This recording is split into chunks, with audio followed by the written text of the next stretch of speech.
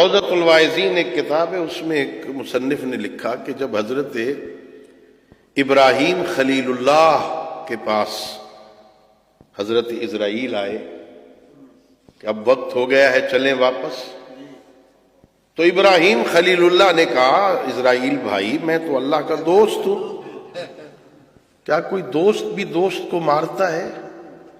میں تو اللہ کا دوست ہوں، بھیج دیا تجھے میرے پاس مارنے کے لیے، میں تو اللہ کا دوست ہوں۔ ارشاد پروردگار ہوا اسرائیل جاؤ میرے دوست سے کہو، کیا کوئی دوست بھی دوست کے پاس آنے سے انکار کرتا ہے؟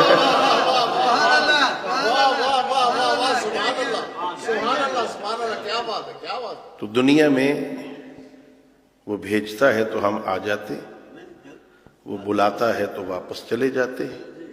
بڑے دو سادہ لفظوں میں پوری حیات انسانی کو بند کر دیا گیا کہ ہم تو بیچارے ہیں، بھیجے ہوئے آتے ہیں، بلائے ہوئے چلے جاتے ہیں۔ نہ آنے میں اپنی مرضی ہے نہ جانے میں اپنی مرضی ہے۔ وہ بھیج دیتا ہے تو آ جاتے ہیں، وہ بلا لیتا ہے تو چلے جاتے ہیں۔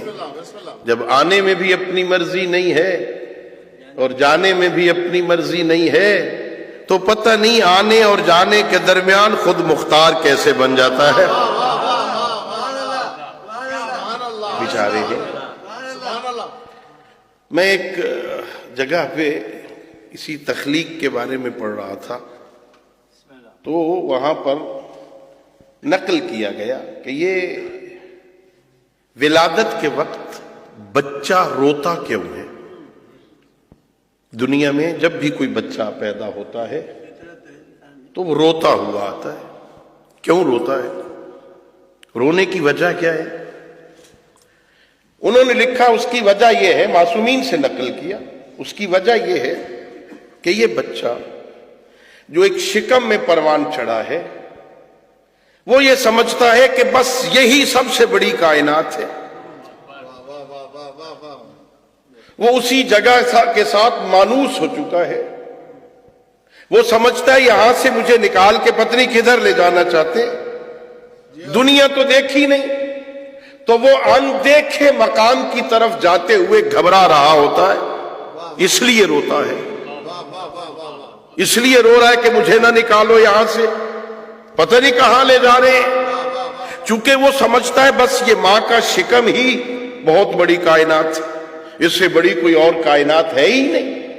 میرے معصوم فرماتے ہیں اس دنیا سے جاتے ہوئے بھی یہ بندہ اسی لیے گھبرا رہا ہوتا ہے کہ یہ سمجھتا ہے بس یہی کائنات ہے، آگے پتہ نہیں کیسی ہے، میں نے تو دیکھی ہی نہیں ہے، اس لیے گھبرا رہا ہے۔